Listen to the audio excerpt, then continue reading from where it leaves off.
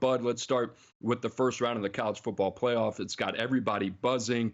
And guess what? It was not competitive. And I'll start here. I was so stoked for this. The anticipation year round, going from 4 teams to 12 teams. And we didn't have a game that was closer than 10 points, Notre Dame, Indiana. I want to talk to you because you and your boys at Cover 3, you talk about a lot more of this stuff than Andrew and I do. We're more in the weeds. You guys are more granular when it comes to the scale of this. For me, man, for somebody that was so excited to watch this high caliber of ball, I thought this weekend fell flat on its face, and it might just be what it is. But I'm pretty eager to get your take on what you saw as the first rendition of college football 12-team format. Yeah, I'm glad to be back, obviously, on the 105. It's an awesome show. Everybody out there should watch it. Make sure you're checking in every Monday. You know, Coop, I thought that, thank God that we had home playoff games, right?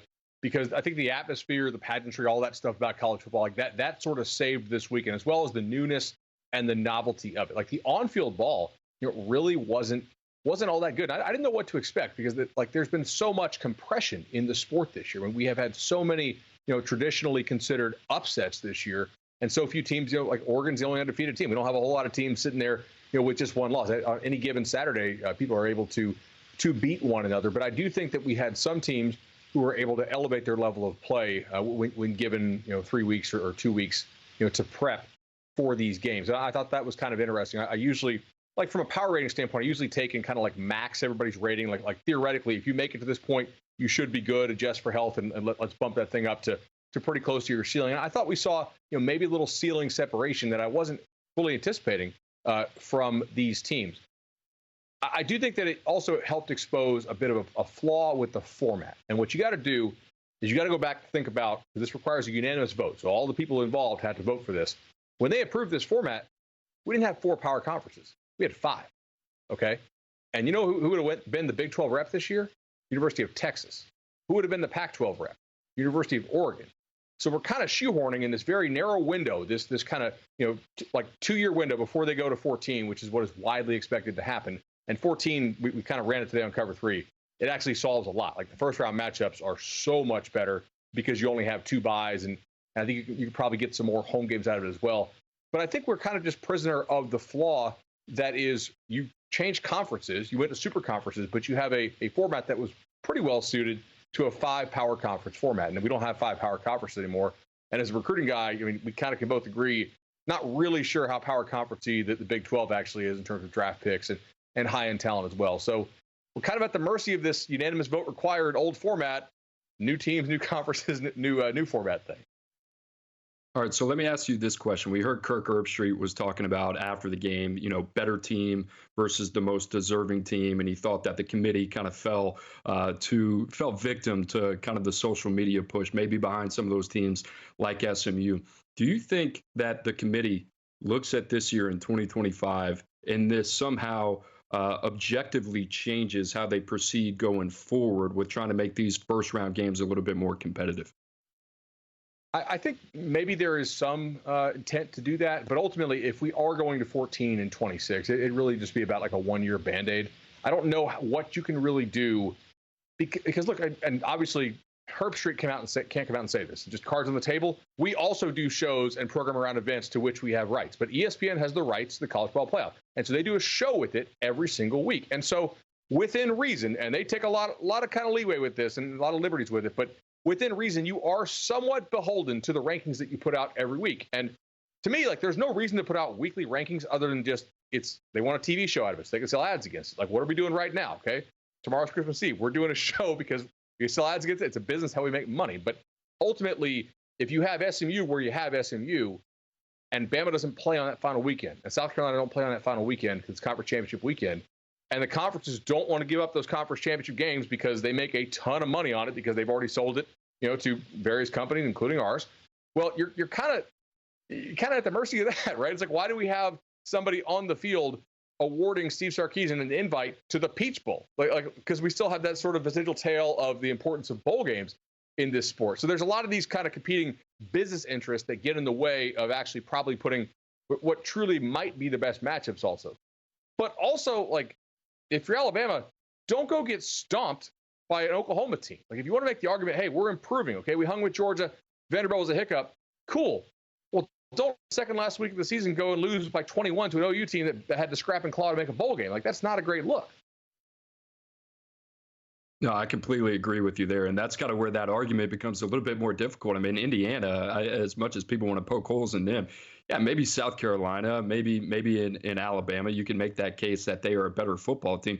But did they do the things that they needed to do during the season to put themselves in position to sell that to the College Football Playoff Committee? That is a different conversation within itself. Let's talk a little bit about some of these games, and I want to start with Notre Dame and Indiana. I thought this was going to be a game maybe going in early second half, and Indiana was able, I would say, obviously late in that game, able to put some points on the board. Notre Dame wins this one 27-17. Irish accounted for 394 yards of total offense. You also had a 98-yard touchdown run from Jeremiah Love, who is emerging as one of the best playmakers in all of college football. So, Bud, I ask you, Notre Dame facing Georgia in New Orleans at the Sugar Bowl, are you buying Notre Dame, Marcus Freeman, as a legit national title contender?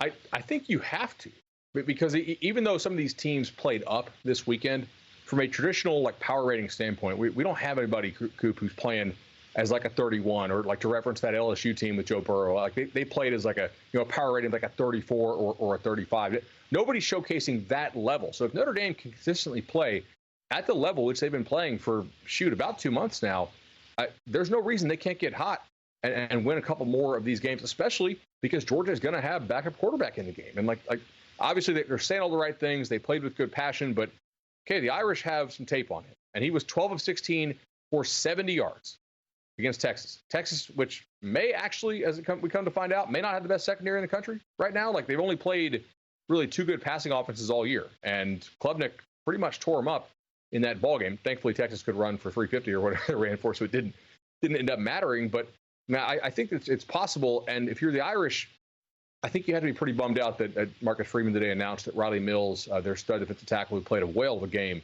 against Indiana, is going to miss the rest of the season. But man, Coop, I thought their secondary played so well, and I posed this question on Cover 3, and I want to throw it to you because I think it fits well with the personnel show. Are you taking Indiana's receivers or Georgia's? Because Colby Young ain't back. Are you taking Curtis Rourke, or are you going to take Stockton? Because I think I'm going to take Indiana still, guys.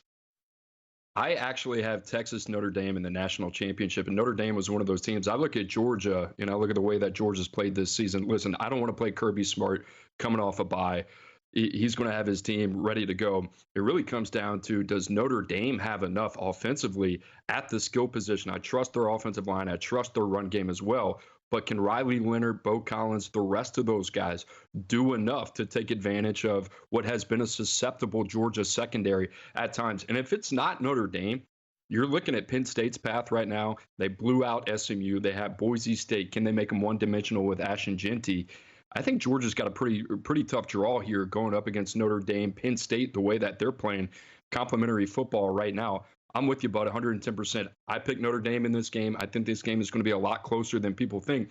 And the reason why is because it just seems that not enough people are talking about Gunnar Stockton and what is that going to look like. A lot of the year, the Carson Beck play wasn't good enough for Georgia to win. Is Gunnar Stockton going to be able to step in there, beat a team like Notre Dame, who defensively is one of the stouter units in the country? And I love what they have in the secondary as well. Marcus Freeman has done a tremendous job. Let's talk about Penn State here a little bit. I mean, you think about their first two games, and this is not a shoo-in at all, but they take care of SMU in quick fashion in a way that I think a lot of people thought they would. Now they have Boise State, but it's kind of lining up pretty well for the runner-up in the Big Ten. Coop, I'm holding these fingers up.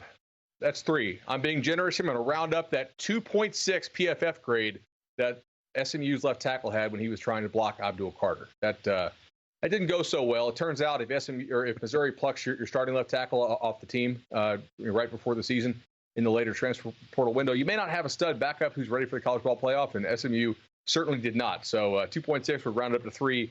Still a failing grade. Abdul Carter whipped him. I think Penn State's defense looked awesome in that game. They did a great job of confusing Kevin Jennings. Really, anytime his first read wasn't there, it looked like panic mode. And granted, part of the panic was because Penn State was on him and on him quickly. I am a little concerned about Penn State's offense still. That Oregon game, stands out as a bit of an outlier. And SMU's defense, I know, has some good players, but they're not necessarily the same level of player as maybe Penn State will face, in the next few rounds. Although Boise perhaps different, but they're going to have to score more like they did against Oregon than they did offensively against that SMU team if they want to win more than one more playoff game. But I do think they have enough to beat Boise. All right, but real quick, vibe check on Texas. I think a lot of people said, all right, it's going to fall on Quinn Ewers' shoulders if Texas will advance all the way through the bracket into a national championship. A lot of people think that they have enough defensively, and so do I. I think Cade Klubnik, Clemson, was able to maybe kind of poke some holes in a little bit of that. But what's your feel on the Longhorns as they head into this matchup with Arizona State? I think matchup is the key word. I think it's very matchup dependent. With Arizona State not having Jordan Tyson, that to me is a big deal. It is hard to run the football consistently on this Texas team. I know ATN did some for UGA for a little bit, but ultimately they are pretty stout against the run. They have a legitimate pass rush. I think they can get past Arizona State. The one thing is, like, Arizona State, they scrap, man. Like, they are legitimately feisty. There have been multiple games this year where, like, okay, they're done, they're getting blown out, including like that weird road game on short rest they had to go play at Texas State against a pretty good, Texas State team, at least at the time, before some injuries beset them under G.J. Kinney. So, like, they came back on that, didn't panic, and that's for me like the hallmark of that team. I think they're really well coached on both sides of the ball. They find a good way to get the ball in their playmakers' hands with matchups. And Brian Ward is somebody who just keeps popping up in my numbers. Like, their defensive performance relative to their talent score continues to be very impressive. Like, I don't know anything about this guy last year. I did some research on him. That's kind of I'm surprised he doesn't get mentioned a little bit more. So Brian Ward for Arizona State does a good job. But let me ask you this. What would you take? The Texas starting defensive line or an all-star team of the 4 best defensive linemen you could make out of the entirety of Arizona State's schedule? Oh, wow. I think I'd still go with Texas. I love what they have up front. I mean, I think that's kind of, Trey Moore, Colin Simmons, Broughton, the way those guys are playing. I mean, they're pretty tough. I think the fact that you even have to think about it, like, even if you decided to go with the Arizona State schedule side, that says something. And I think there is like they don't let lightweights fight heavyweights type difference here. So we will see how Arizona State holds up against that Texas front.